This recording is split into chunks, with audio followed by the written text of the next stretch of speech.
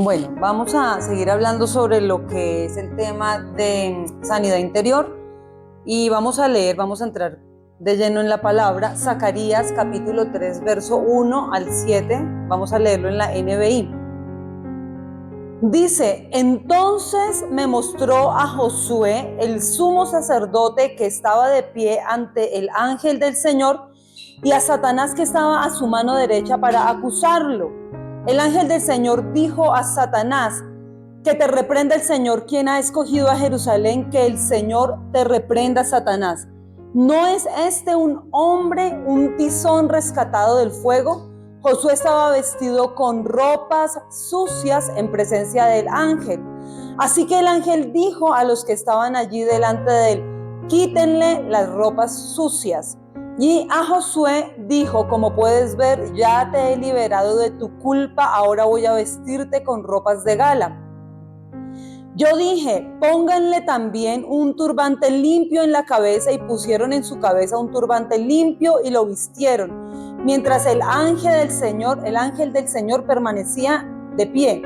Luego el ángel del Señor hizo esta advertencia a Josué: así dice el Señor de los ejércitos, si andas en mis caminos y cumples mis órdenes, entonces gobernarás mi casa y te harás cargo de mis atrios. Yo te concederé un lugar entre estos que están aquí. Acá nosotros vemos un pasaje que de hecho estamos representando en la obra de teatro de evangelismo que vamos a lanzar prontamente, que es el momento de restauración de una persona. Pero acá nosotros vemos cómo el enemigo está siempre preparado para acusar a los hijos de Dios cuando han cometido un error. Esto no proviene de Dios proviene lo que es restitución, restauración, y el Espíritu Santo cumple una función en nosotros que es la de redarguir y convencer, pero jamás el Espíritu Santo viene a acusar a nadie.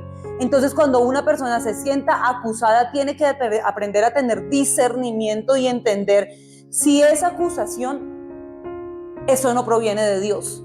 Es sencillo, porque el Espíritu Santo redarguye y trae convencimiento en cuanto a las cosas que nosotros hacemos que desagradan a Dios. Y esto me hace pensar a mí en varias cosas, porque todo lo que es sanidad interior se deriva de la liberación, o se complementan una con otra, o están íntimamente ligadas lo que es la sanidad interior y la liberación. Entonces pensaba yo en el caso de la mujer que se atraviesa en medio del camino con Jesús, se lo busca, procura tocarlo hasta el punto en que toca el borde de su manto, porque sabe que en Jesús hay sanidad. Cuando él va camino a la casa de Jairo, uno de los principales de la sinagoga, que tiene un problema y está afrontando una situación que es bien complicada, y si el Señor nos permite nos vamos a enfocar en ese tema más adelante. Ahora quiero que miremos por lo pronto lo siguiente, y es que esta mujer se acerca a Jesús en medio de la multitud y le toca el borde del manto. Ni siquiera le toca o lo abraza de lleno a él. Bastó que tocara el borde del manto, solo el borde del manto, pero que lo tocara con la fe suficiente para activar el milagro de la sanidad en su vida. Y es lo que nosotros necesitamos hacer: acercarnos a Jesús con la convicción y con la certeza de que Zacarías 3 es una palabra de promesa, es real para todos nosotros. Es una palabra que sigue vigente, que después del proceso que una persona pasa enfrentando tribulaciones, enfrentando pruebas, enfrentando aún tentaciones, o incluso después de haber caído en batalla, después de haber caído frente a la prueba, ante la tentación. Una cosa es la prueba, otra cosa es la tentación, ¿no? En cuanto a la prueba, hay gente que cae frente a la prueba y se desmorona y se encuentra huyendo, tal vez en algún punto escondido en una cueva sin querer hacer nada, como fue el caso del profeta. Y eso es válido. Aún anheló no tener más su vida, y es válido porque es de humanos el fallar. Lo que no es permitido para un hijo es quedarse nadando en ese fallo. Y es lo que nosotros vemos aquí con Josué, el sumo sacerdote. Cuando se habla esta historia, cuando se narra esta historia, se ve que aunque el enemigo está presto para acusar en todo tiempo, porque anda como león rugiente, viendo cómo devora, y lo más triste es que en medio de la culpa y de la acusación, muchas personas sucumben ante eso y se dejan amilanar, se desmoronan y no se quieren levantar de una situación de esas. Acá nosotros tenemos que entender algo, y es que el Señor se pone frente al acusador y dice: este es un hombre, es lo primero que narra, es un hombre. No somos seres celestes aún, todavía no hemos sido transformados, aún seguimos sometidos a la tierra, a la naturaleza que combate en nosotros, a la otra naturaleza que también es nuestra, que de nosotros depende que la naturaleza espiritual prevalezca sobre nuestra naturaleza carnal, pero mientras estemos acá, seguimos librando la misma batalla. Y lo primero que dice este hombre, él es un hombre. Somos seres humanos y el Señor entiende nuestra condición porque nos hizo, dice la Escritura, poco menores. ¿A quiénes? A los ángeles. A los ángeles somos poco menores. Es decir, somos seres humanos. Y dice, es un hombre, es alguien que está luchando con ciertas situaciones. No se nos narra propiamente cuáles son las situaciones, pero dice, este tipo viene de un combate. Este tipo es un tizón que ha sido arrebatado de las garras del fuego. Ha pasado por mucho y aún sigue en pie. Aunque ha librado muchas situaciones y muchas lograron ensuciar su vestido, contaminar sus vestiduras, marcar sus vestiduras, él sigue con vida y está acá. Ha pasado por demasiado, dice el Señor, pero él es un tizón que ha sido arrebatado del fuego.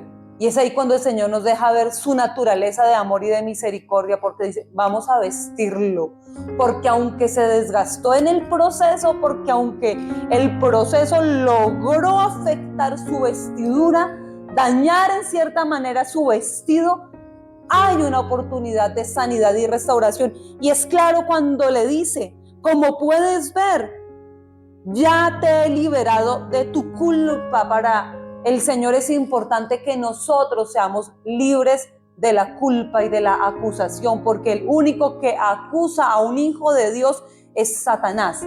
Y volvemos a lo mismo, el Espíritu Santo te convence a ti, te redarguye.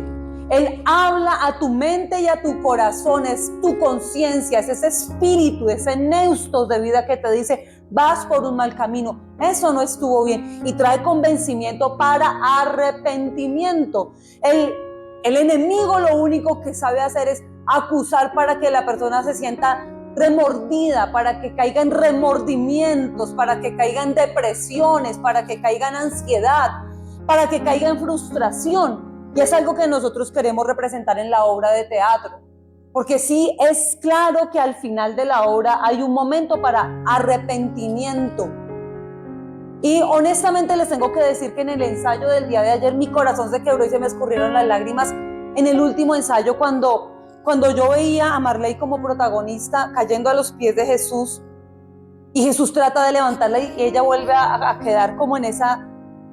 son fracciones de segundo que tal vez mucha gente no los ve, pero en ese momento hay algo tan profético de verdad cuando cae a los pies y él trata de levantar y ella se siente aún culpable y se queda ahí a los pies del Señor Jesús. Y es entender que el Espíritu Santo habla, redarguye, convence para que la persona sea persuadida a un cambio. Ese momento para mí de la obra, creo que de todo es muy importante, pero ese momento es tan crucial, es tan importante, porque una persona acusada cae en depresión y en deseos de muerte, en soledad. Una persona acusada se siente vacía, se sigue sintiendo mal. No ayuda el sentirse mal si no hay un cambio, un arrepentimiento, si no hay una transformación. Si no hay un cambio en la ropa, que es lo que hace el Señor, y dice, vamos a restaurarlo, mira, viste, ya te quité la culpa.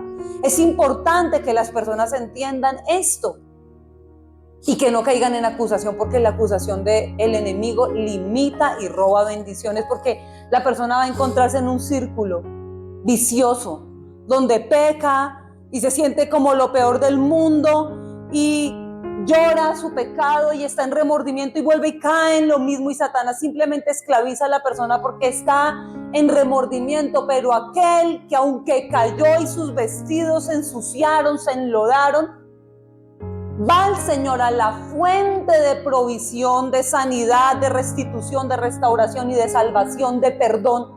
Cuando va directamente a la fuente y permite que el Señor renueve todo su ser, es ahí cuando la persona es capaz de levantarse y recibir todo lo que Dios tiene. Incluida, le dice, aún pónganle una mitra, porque no era suficiente con el vestido.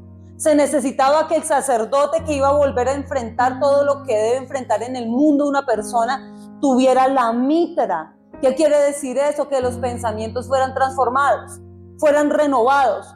Tener control en la mente, dominio propio, porque o si no, Satanás vende la mentira, porque es padre de mentira y de engaño, de hacerle creer a la persona que aunque el vestido ya está limpio, le va a volver a esclavizar, a hacerle sentir que el vestido sigue sucio, aunque el vestido ya esté limpio. Porque no hay nada más poderoso que la cruz de Cristo, que la sangre del Cordero. Sentir o recibir acusación es permitirle a Satanás vender la peor de las mentiras, la más grande mentira, y es que el sacrificio de Jesús es nada.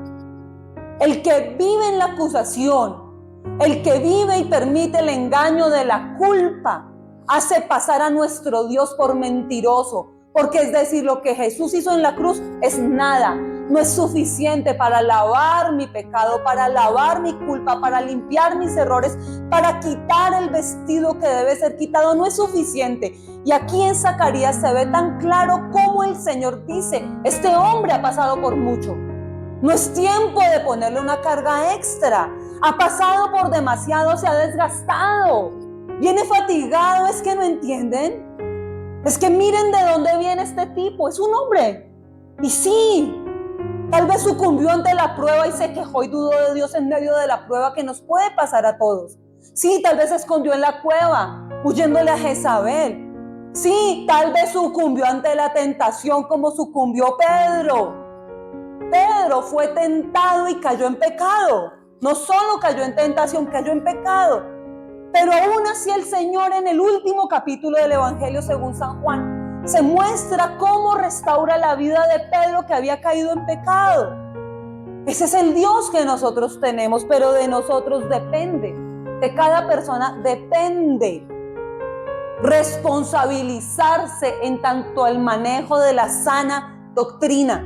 Esto no se trata de formar una doctrina de creciendo en gracia, no es eso. Es simplemente que el que se arrepiente, el que ha sido redarguido para persuasión, para arrepentimiento, tiene ya una mitra. El Señor dijo, no podemos sacarlo otra vez al ruedo simplemente con el vestido limpio, porque si va con el vestido limpio y la mitra no es limpia y es nueva, va a ser muy difícil enfrentar todo lo que tiene que enfrentar este hombre, porque es hombre, porque es hombre, porque es mujer, porque somos humanos.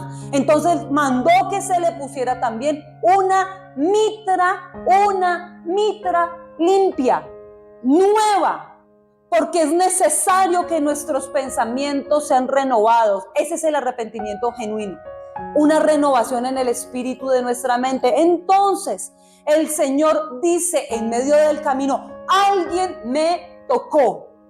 Y los apóstoles le dicen, imposible, Señor, que no te toquen. Hay multitudes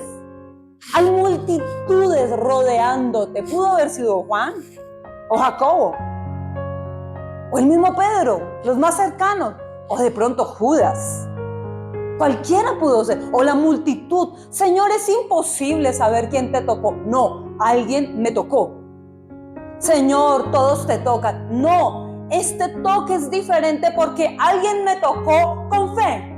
No es tocar al Señor, es tocarlo con fe. Mucha gente adora, mucha gente canta, mucha gente ora. No es cantar, no es adorar, no es orar. Mucha gente lee la palabra. ¿Sí ven? No es suficiente ser parte de la multitud que está agolpándose para estar cerca al maestro, escuchar lo que el maestro dice. No es suficiente. Es necesario tocarle con fe. Es necesario tocarlo con fe. Y vamos a lo de la mitra. El Señor dice, alguien me tocó porque ha salido poder de mí. Y el Señor dice, no voy a caminar un solo paso más. Alguien ha tocado mi manto. Alguien se sanó de mí. Alguien recibió. ¿Ustedes creen que el Señor, siendo omnisciente, no sabía quién era el que le había tocado? Él ya lo sabía. Esto es una prueba de fuego para esta mujer. Y ella, avergonzada, se acerca. Porque ha tenido que romper una cantidad de barreras para poder estar en sintonía. Ha tenido que romper tantas cosas de su ser interior, tantos paradigmas, tantos argumentos, tantos juzgamientos. Ha tenido que removerse los rótulos o cubrir los rótulos que habían puesto sobre ella. Para ella no fue nada fácil, primero por ser mujer. Por ser mujer ya la tenía complicada. A ella la conocían como la inmunda, era el nombre que le tenían y era bíblico. Era según la ley lo que le correspondía como nombre a esta mujer. Era la inmunda, ni siquiera se dice el nombre de esta mujer. La conocían como la inmunda porque según la ley la mujer estaba inmunda. Si padecía flujo de sangre era inmunda hasta que el flujo cesara. Desgraciadamente esta mujer llevaba 12 años padeciendo esta enfermedad. 12 largos años, son largos. Y las mujeres que van a escuchar esto me entienden y me van a dar la razón. Porque es largo el periodo de una mujer, se hace larga la molestia, el malestar es demasiado grande.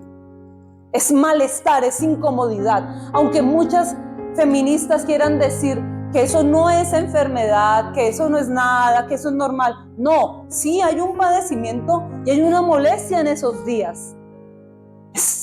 Es más que lógico, es natural lo que está pasando al interior del cuerpo de una mujer y todo el dolor y el desgaste físico que eso genera. Y resulta que ella no dura 7 días, 5 días, 4 días, ella lleva 12 años padeciendo. Y se le conoce como la inmunda de la calle, tal vez. La calle tal, la carrera XY, volteando donde la inmunda, ok. Nadie se acercaba a ella, nadie podía tocarle, ella no podía tocar a nadie. De hecho, esta mujer había ido a muchos lugares y había tocado muchas puertas. Y todas las puertas que tocó la desgastaron cada día más porque dice que había perdido todo lo gastó procurando sanarse. Y solamente recibe sanidad cuando se acerca a quien debe acercarse. La sanidad interior es bíblica. Hemos encontrado bastante sustento de que la sanidad interior es importante. Porque la sanidad interior repercute o incide directamente en lo que es la sanidad física. Y les voy a decir por qué. Cuando el Señor Jesús sanaba, mucha gente les decía primero, hijo, tus pecados te son perdonados. Levántate y anda. ¿Se acuerdan? Aquel que pusieron en el centro de la casa. A esta mujer le dice, me encanta porque el Señor, cuando ella se tira a los pies, dice, Señor, fui yo. Él dice, hija. Lo primero que le dice es, hija. Lo primero que el Señor hace es removerle el nombre, el rótulo, la mitra. Ya recibiste sanidad, era evidente, tocó y sanidad física ya tenía ella. Es evidente, al sacerdote ya lo habían vestido, estaba vestido por completo. Y luego dice, pero pongámosle una mitra. Ahora yo dije, pongámosle la mitra. Esta mujer ya estaba, ella podía salir de ahí y olvidarse de todo ya, no, porque tengo que pasar por la vergüenza. Fue demasiado vergonzoso todo esto, fueron muchos años. Otra vergüenza, ella dice, no, tú me sanaste. Y el Señor le dice lo primero, hija, ya no eres inmunda. Ustedes saben los ojos de amor del Señor, de la capacidad del Señor de dejar su trono de gloria eterna, hacerse semejante a nosotros en un cuerpo como el nuestro, de carne, de hueso. Él, imagínese ese amor tan grande, se despojó de su gloria, de su majestad, dejó el trono para pisar esta tierra y ser semejante a nosotros, para demostrarnos tanto amor y que Él nos entiende por completo, para que tuviéramos un lugar seguro a donde acudir cuando estuviéramos padeciendo cualquier dolor, cualquier tristeza, cualquier enfermedad, cualquier carencia, cualquier falencia. A Él es que tenemos que ir. Él nos dejó claro el mensaje está claro, nada existe por casualidad. En la palabra no hay casualidades. Y le dice hija, y el Señor hoy nos dice hijos. Es lo que necesitamos recibir. El rótulo con el cual el mundo, el pecado inclusive, los errores, los fallos, las frustraciones, las pruebas, las necesidades han querido estancarnos a nosotros. No sé si han sido 12 meses, no sé si quizás fueron 12 años, no sé cuánto tiempo, porque para Dios un día son 1000 años un día. El tiempo en Dios es diferente, funciona diferente. No sé cómo sea tu tiempo, pero lo que sí puedo decir es que el Señor está dispuesto hoy y siempre a remover el rótulo que nos han querido imponer, así como el rótulo que le habían querido imponer a Josué por haber pasado por el fuego, porque el fuego afectó su vida, así como esta mujer, el fuego de la prueba la tenía afectada, la tenía marcada, la tenía marginada. El Señor dice, hoy remuevo ese rótulo. Sí, ya estás vestida. Podría quedar el asunto ahí. Dios puede dejarlo ahí y decir, mirarla y decir, fuiste sana. Y solo en miradas, porque en miradas Él le hubiera podido hablar como le habló al joven rico. Mirándole, le amó. Y dice la escritora, y mirándole, le amó. ¿Usted sabe qué es eso? La mirada de amor de Dios sobre nuestra vida. Mirándolo, solo mirándolo, lo amó.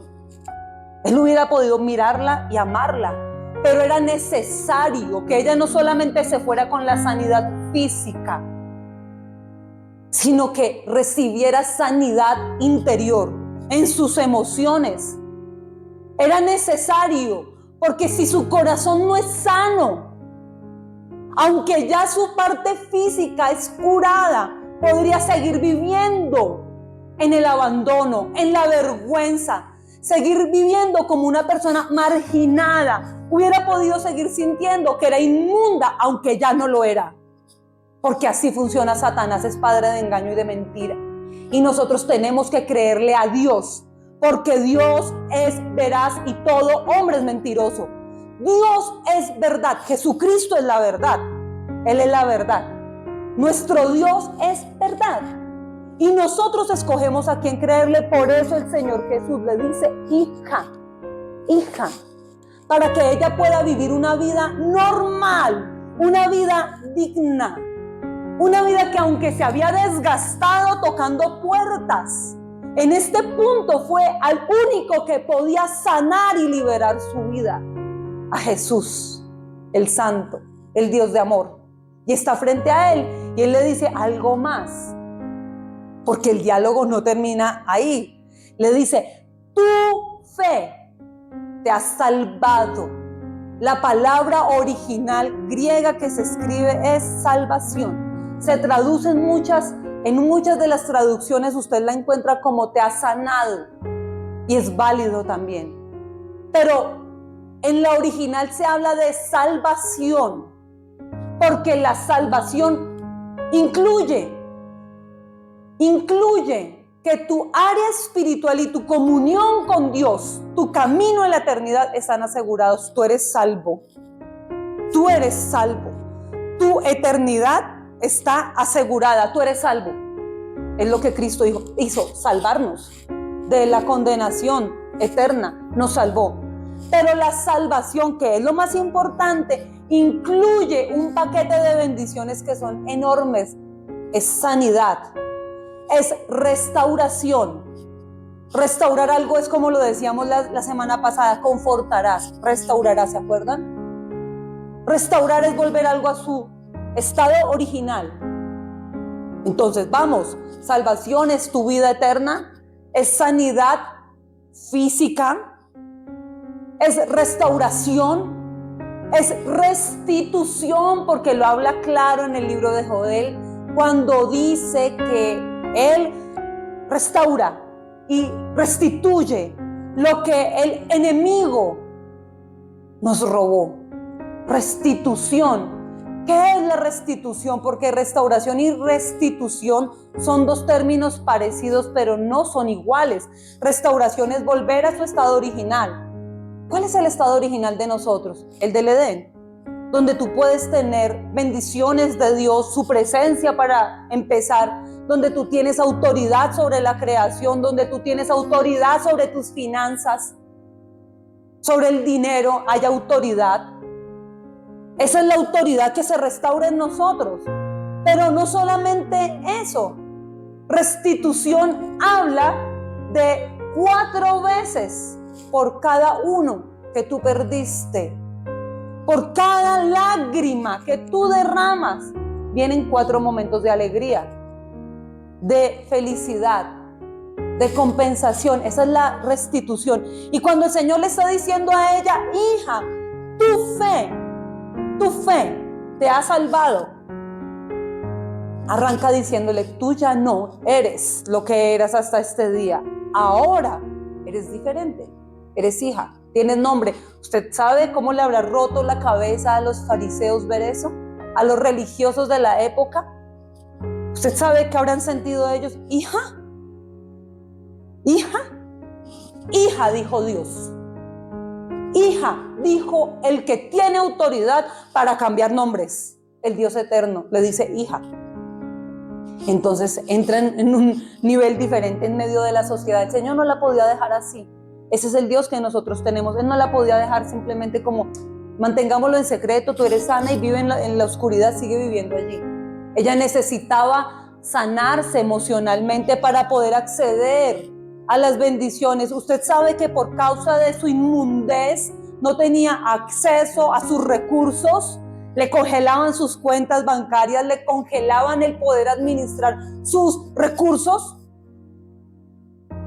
Usted sabe, Satanás es astuto, es lo que siempre ha querido hacer, congelar a la gente, paralizar a las personas para que no tengan acceso a las bendiciones de Dios. Y así estaba esta mujer, paralizada, completamente paralizada por causa de esta situación. Y entonces le dice, también restitución y restauración. Te habías desgastado. Es que ¿a quién le dio? No fue a Dios.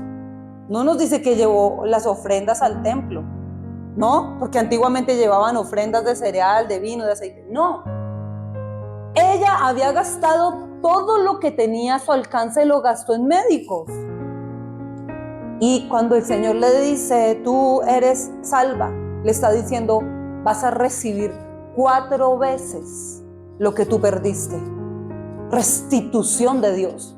Entonces no es un pasaje como para leerlo tan a la carrera, porque son demasiadas circunstancias las que esta mujer ha tenido que atravesar. Todo lo que rodea la situación es importante entenderlo. Dios no quiere solamente que uno reciba sanidad física, liberación, sino que el corazón sea restaurado y sanado. Porque, vuelvo y lo repito, si no se sana el corazón, la persona va a seguir caminando en medio de la amargura, porque igual como quiera la van a seguir rechazando. Ella misma se va a autorrechazar, a autocondenar, porque aunque ella está sana, va a enfrentar tantas situaciones que la van a poner de nuevo en la oscuridad, en el abandono. Esta mujer ha vivido el abandono, el rechazo, el maltrato, el menosprecio, y es necesario que públicamente reciba una vindicación. Y Dios está dispuesto a vindicarnos para que nuestras emociones sean sanadas. Amén. Lo dice el Salmo 147. Vamos a leerlo esta vez en la palabra Dios, de Dios para todos. Salmo 147, verso 2 y 3. El Señor reconstruye a Jerusalén y reúne a los desterrados de Israel. Sana a los que tienen roto el corazón y venda sus heridas. Dice acá, el Señor es el que reconstruye, Él es el que restaura. Reconstruir es restaurar, reconstruir es algo que se cayó, que quedó en ruinas, pero a Dios no se le queda nada caído. En Dios nada se pierde. Tal vez tú veas tus errores y tus fracasos como una pérdida. Humanamente podrían llamarse pérdida, pero en Dios nada se perderá. En el Señor nada se pierde. Inclusive de nuestros peores errores, de nuestras peores caídas, de nuestras mayores vergüenzas, el Señor levanta testimonios de gloria y de honra. Cuando una persona se dispone, cuando una persona escucha la voz correcta, cuando una persona se activa en la fe, no es solamente tocar a Dios, no es solamente acercarse a Él, es producir el milagro. Me encanta porque el Señor Jesús le dice a ella, tu fe, no le dice, te sané, aunque sabemos que Él es la fuente de sanidad. Pero le dice, hija, tu fe,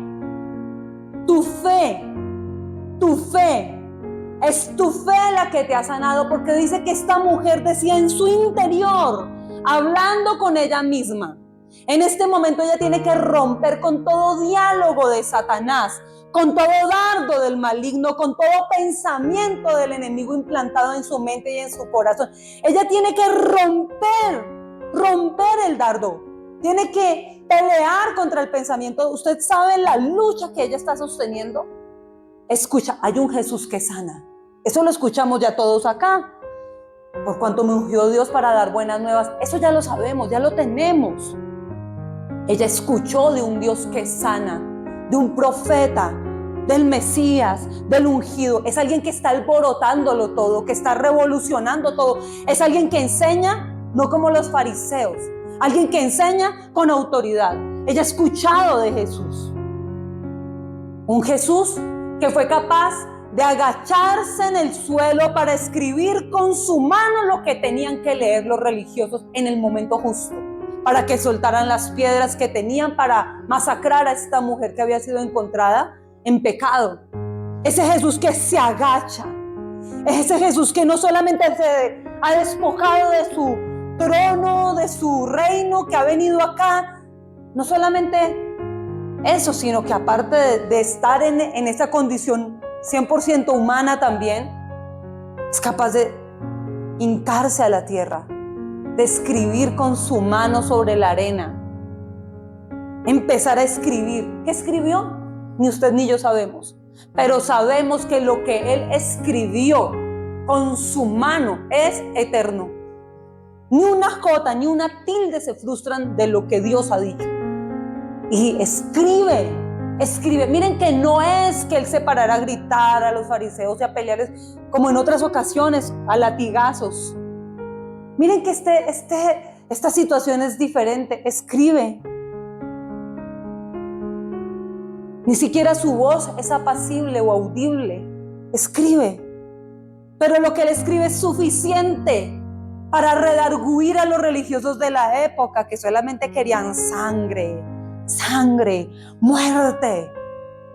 Porque así andan, juzgándolo todo, criticándolo todo, atacándonos por hacer la obra de Dios, queriendo ser nuestro tropiezo, queriendo boicotear lo que hacemos. Los religiosos, los hipócritas, los fariseos, los que creen que la iglesia es un museo de santos, que de santos no tienen nada tienen de santos, porque no saben qué es pagar un precio en oración, en humillación, en un proceso. No han pasado por la prensa, por eso no producen aceite, porque no pasan por ninguna prensa, porque no han sido capaces de dejarse. Mire, Les voy a decir algo, hay una diferencia, y esto lo aprendí de Marcos Brunet esta semana. Hay una diferencia, porque hay gente quebrada, y tal vez son gente rota, así, quebrada emocionalmente, enardecidos, porque están quebrados, porque dicen que tienen celo de la obra de Dios, porque se enardecen. No sé de qué se enardecen, porque no están haciendo nada, en realidad no alcanzan a nadie. Todo lo que han recibido lo recibieron de verdad por pura gracia, y no han valorado la gracia que hasta el día de hoy han recibido. Hijos de pastores que han heredado por herencia nombres y solamente se levantan para atacar a los que en realidad estamos queriendo servirle a Dios, siendo tropiezo, siendo obstáculo. Gente que de título, enardecidos, religiosos, que en realidad lo único que evidencian es que están rotos y quebrados, que hay falencias. Pero es que es diferente.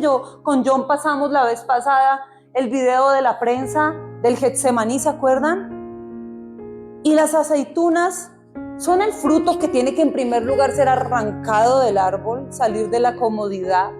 Allá están muy bonitos recibiendo alimento, pero es que si no se arrancan, se caen y el propósito no es el mismo.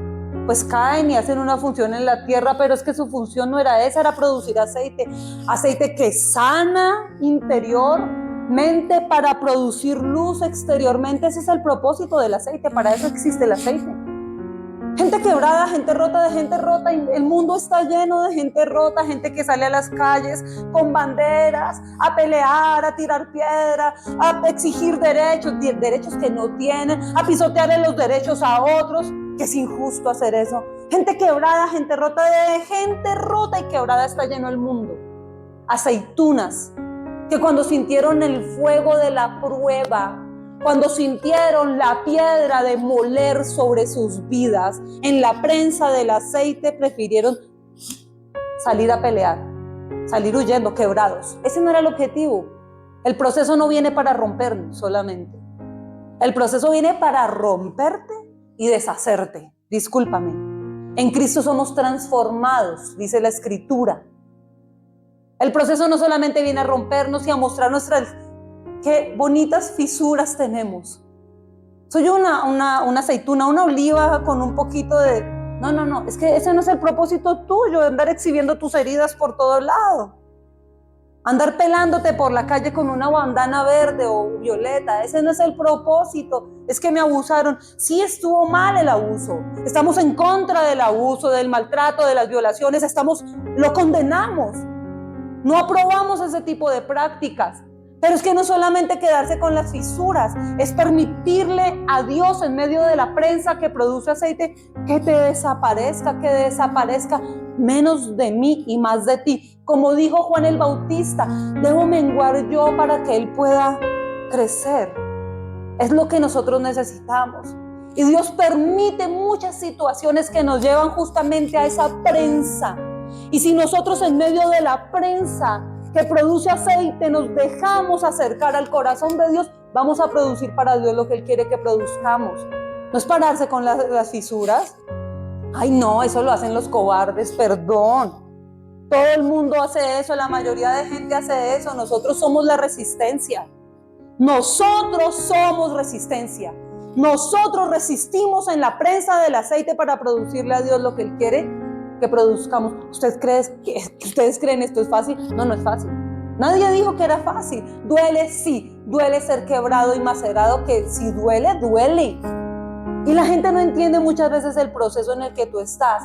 Y la gente tal vez te va a juzgar a ti, pero no entienden que tú estás en medio de la prensa, permitiéndole a Dios que desaparezca de ti lo que Él quiere desaparecer, para que salga la gloria, lo que Él tiene. Que el cántaro se rompa, se quiebre el cántaro como en la época de Gedeón. Si el cántaro no se rompe, pues la luz no alumbra para confundir a los madianitas. ¿No es así? Pero ¿qué era lo que estaba produciendo la luz para afuera? El aceite adentro. Ahí. ¿O cómo funcionaban las lámparas? ¿O cómo era que funcionaban? ¿Con agua? No, discúlpenme. Las lámparas funcionaban con aceite. Un aceite que era el producto de un proceso. Gente procesada, no gente rota, gente procesada, proceso, proceso, proceso, proceso. Y gloria a Dios por el proceso. Y amamos más a Dios en medio del proceso, porque el proceso, cuando me dispongo, me presiona para estar más cerca del corazón y de la voz de Dios. De eso se trata. De eso se trata. Que el proceso nos lleve a estar más cerca de Él, no a amargarnos, no a juzgar. Otros tienen, yo no tengo. Si hubiera nacido en otra familia, hombre, no. Usted tiene la mejor familia, es la familia de Dios. Ay, si yo hubiera tenido, otros tienen, mire, consiguió, y viven mirándole la vida a todo el mundo, amargándose y frustrándose más, gente quebrada. No. Hasta el momento que nosotros no seamos conscientes que estamos en medio del proceso y permitamos a la roca Cristo, ¿se acuerdan?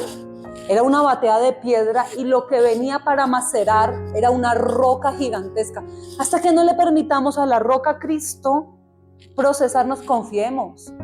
Mire, es doloroso, pero confiemos que después de todo el proceso y la maceración y los golpes y la machacada, producimos un aceite exclusivo, un aceite único. Ese aceite va a ser capaz de encender lámparas para confundir a nuestros enemigos, un aceite capaz de sanar nuestro interior, un aceite capaz de librarnos de las deudas, porque se va a multiplicar en las vasijas. Un aceite capaz de multiplicarse junto a la harina para hacer nuestra provisión. Un aceite capaz de unirse a la harina para hacer pan y dar la unidad que necesitamos para permanecer y prevalecer en unidad.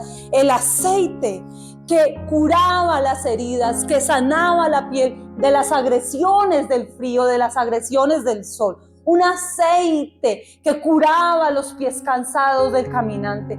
Ese es el propósito del aceite. Para eso nosotros estamos siendo procesados. Es por eso. Entonces, hasta el momento en que dejemos de mirar y salirnos del lagar o de la piedra, de la batea de piedra del Getsemaní, porque hay gente que está y siente el golpe y se salen, y se murmuran y se quejan, y vuelven otro ratico y como que no aguantan. No, esto es todo o nada. A Dios tú no le entregas poco, a Dios tú no le entregas mucho, a Él se le entrega absolutamente todo y todo es de Él. Nosotros somos de Él, estamos en sus manos. Pero tengan por pendiente algo, que las aceitunas que estaban ahí no se perdían. Sentían el golpe, pero jamás se perdían. Nada en Él se pierde. Estamos en las mejores manos. Entonces nos falta confiar. Entonces dice la Escritura en ese salmo: sana a los que tienen el corazón roto y venda sus heridas. Es necesario que las heridas sean vendadas. Es necesario, porque si una persona se va a una cirugía y se queda con toda la herida abierta para mirarla todo el tiempo, eso es desgastante.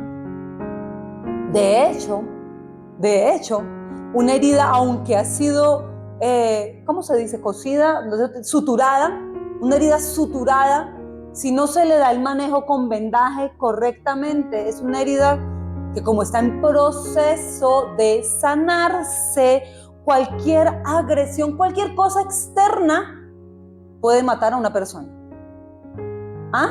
Una bacteria nomás. Una bacteria, ¿usted sabe qué es una bacteria?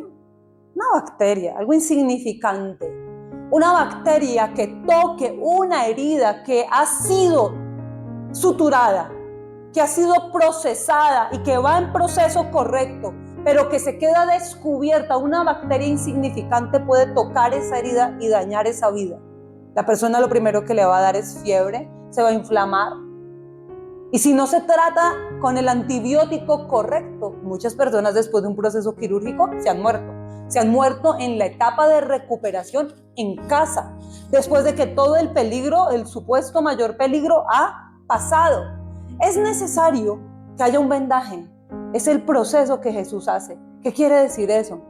A ver, ¿qué querrá decir eso? Porque, miren, lo he encontrado en tantas partes de la Biblia, tanto en el Antiguo como en el Nuevo Testamento, el tema de la herida siendo curada y siendo vendada. Esto es muy importante, ¿saben? Porque el Señor quiere que nos dejemos procesar y que no estemos mirando la herida. Es que yo me acuerdo, es que tal cosa. Y miren, es necesario que la herida se vuelva a mirar cuando ya esté completamente seca. Es preferible pasar todo el proceso, olvidarse de que está ahí, aunque duela, porque sigue doliendo en el proceso de recuperación. Obvio, va a seguir doliendo.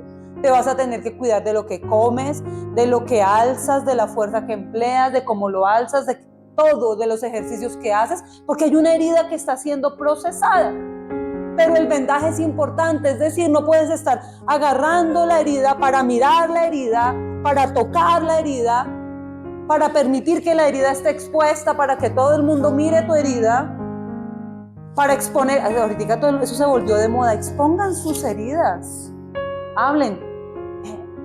¿Por qué? O sea, yo no sé ese cuento de las redes sociales ahorita y todo el mundo anda hablando de sus heridas y por ahí salen más heridos porque le entregan el control de su herida a gente con peores heridas que las que ellos tienen y lo único que hacen es poner del veneno que ellos tienen en tus heridas y esa herida, en vez de sanarse, empeora. Se juntan todos los heridos. Cuando se juntaron en la cueva de Adulán todos los endeudados, todos ustedes saben cómo los define la Biblia. Ellos se juntaron con un mismo propósito y el propósito no era vamos a pasarla bien acá, vamos a escondernos, vamos a hablar. No, ellos se juntaron con un propósito y es rey que ordena. Todos alrededor de un rey, que es prototipo de Jesús. Todos alrededor del rey. Sí, todos venían con sus procesos y con sus heridas. Pero en la cueva de Adulán todos se juntaron en torno al rey David, que es tipo de Cristo de Dios en ese relato. Juntados en la cueva alrededor del rey, con un mismo sentir, con un mismo propósito, ir a hacer las batallas de Dios, ir a ganar, a pelear las batallas del Señor. Y nos hablaba el Señor la semana pasada, se hicieron fuertes en batallas, en Hebreos lo dice, se hicieron fuertes en batalla. ¿Cómo se hicieron fuertes y cómo se sanaron ellos? En batallas. Empezaron ahí, mi rey, acá estoy, jurándole lealtad, pero no estaban endemoniados y endeudados y amargados. Pues sí, pero se convocaron todos alrededor de un rey, del rey, y en la cueva, alrededor del rey, con heridas, pero alrededor del rey, mi rey que ordena, postrados ante su rey, jurándole lealtad y fidelidad al rey. Y fue allí donde empezaron a recibir ellos sanidad y fuerzas nuevas y a conquistar lo que tenían que conquistar. Fue en ese momento, no fue antes. Sí, vamos. Se juntan, nos estamos juntando acá. Sí, venimos con heridas todos, con marcas todos, ¿por qué no? Eso nos hace más confiables, eso es lo que somos. Es un hombre que pasó por el fuego, sí, obvio, el vestido se nos ha ensuciado un poco. Venimos de procesos de pelear cosas fuertes por Dios, pero estamos acá en torno a un mismo rey, hincándonos ante nuestro rey, diciendo, Señor, ¿qué procede? ¿Qué quieres que hagamos? Acá estamos, jurándole lealtad a nuestro rey. Amén. Él es el que venda nuestras heridas. Señor, te damos gracias.